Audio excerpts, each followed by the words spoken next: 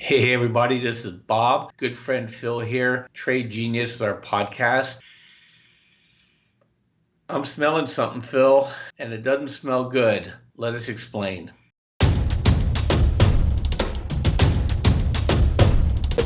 Trade Genius.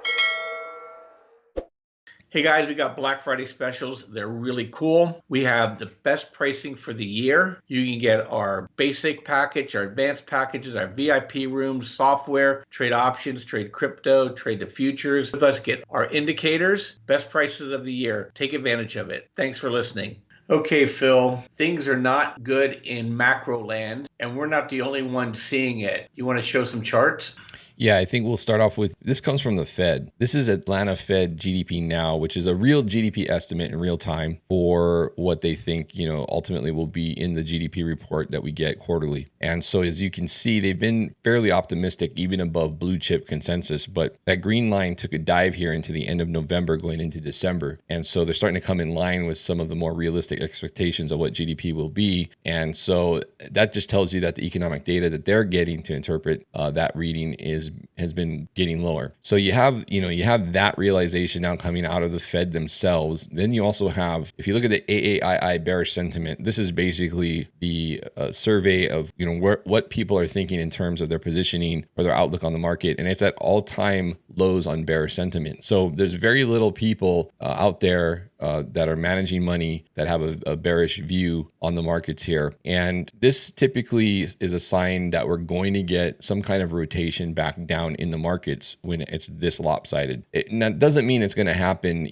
this month or even next month, but I think Q1 2024, you'll start to see this manifest, and you're going to start seeing this bearish sentiment line kick back up, and it kicks back up when the market pulls back. So, that's just something to keep in mind of where we are in the rotation of things. But I think that ultimately what we're going to see is the recessionary forces play out, and I think you're going to start to see the effects of that. It's just that Janet pushed this back a quarter or two when she finagled her debt issuance and kept it T-bill heavy and kind of backed off on the longer term issuance from her last quarterly refunding announcement. So that kind of, I think, delayed things a bit because those things matter a lot to this market because of the size of debt issuance that is constantly running now. The other thing, Bob, and I'd like to get your take on it, is what's developing here between TLT, the S&P 500, and oil. For me, I've always said, watch the divergence between TLT and S&P 500, because to me, that is where if they start to diverge, meaning TLT gets bid up, the markets don't follow that. They've been in concert a lot in the last year or two. They've been somewhat correlated, but if they start to break away and TLT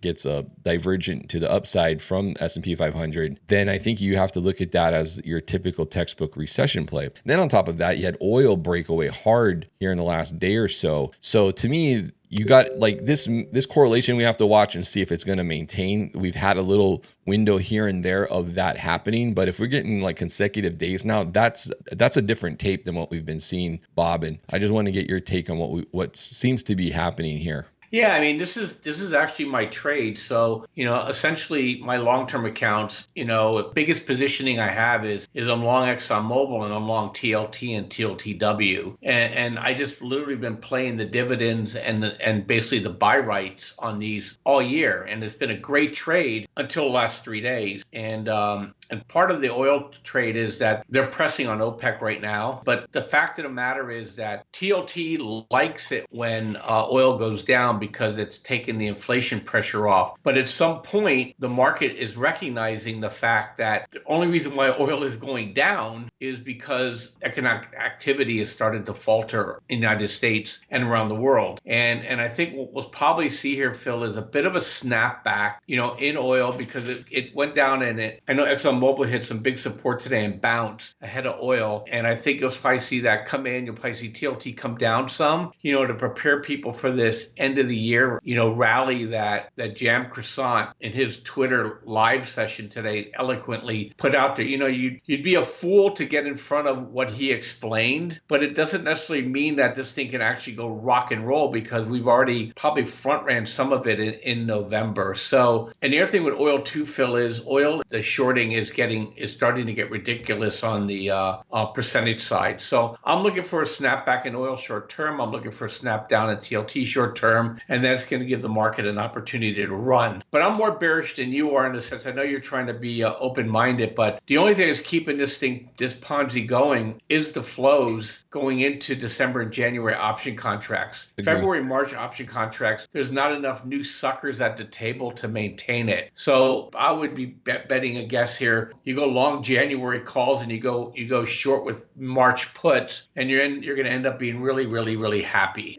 So that's kind of where I'm thinking we're going to happen here, Phil. And the move could be violent because it requires ever increasing amounts of leverage going into the system to maintain, as Jam Croissant talks about it, maintain a leverage level. Because the higher you go, the more absolute leverage you need. It may not change your percentage. Right. And that's just ripe for a potential disaster. And the other thing that he said, and I like to say these are all my ideas, but the more attractive the bond market gets to investors, people are going to naturally move out of stocks into bonds because it's less volatility, for the cash flow that you're receiving. And that's also going to be an opportunity for an accident too, Phil. Sure. And, his models, Jam's models depend, buying begets buying type of thing, right? So I think you're going to run into a situation. So I think you have some tailwinds into January, but I would be very, very, very cautious after the middle of January, after January OPEX, because that's when the flows dramatically do change. And you lose this tailwind that we've been enjoying from the end of year to year end type of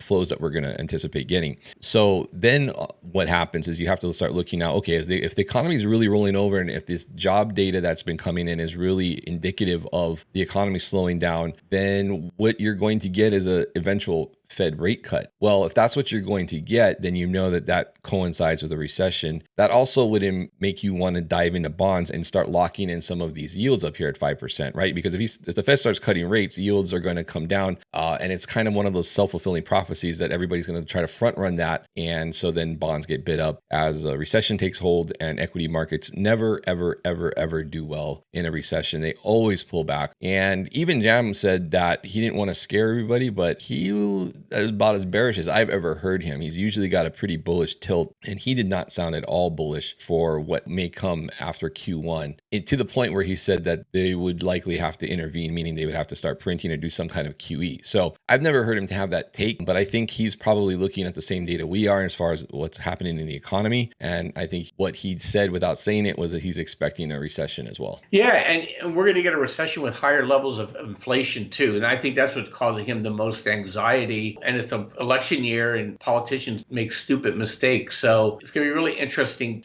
to see here. But what people don't realize, if you bought TLT, I'm just going to make the number up. You buy it at 100 and the 20-year yield falls by 30%. And, right now let's say it's a 5%, Phil, 30%, brings it down to 3.5, right? You're at $130 TLT. So you not only get the yield, but you get a price increase. And so I think that's what people aren't really putting into their brains here, that with bonds, really a lot of really, really smart people, when they start sniffing recession coming or price cuts coming, they move en masse over to bonds because you get a twofer. And in 2008, we had a move like that. We had almost a $50 move in TLT, as we had a 40% or 47% reduction in S&P 500. So it just becomes a self-fulfilling prophecy once that thing takes off. And I think what's probably holding the market up is because Jam Croissant has a little bit of a halo effect behind him, and he's very effective at communicating to plumbing, that it's going to be hard to get people, unless something comes out of the blue, to get people to sell too much until they can sniff out Santa, and I think that's we're kind of up against. But look at today, market down, oil down, yields down. That could be a trend that we could see quite a bit, I think, end of first quarter into second quarter next year. Yeah, I totally agree. So guys, let us know what you think. Do you think we are headed for a recession? Do you see the effects of a recession in your neighborhood? Let us know what you see. Post those comments below. As always, thanks, Bob. Thank you guys for watching. Please hit like and subscribe. And also check out our specials that we're still running over at tradegenius.co. If you are wanting to have help navigating these markets or maybe taking control of your own portfolio, come into the room with us and we'll help you do that. All right, guys, thanks for watching. We'll see you on the next episode. Take care.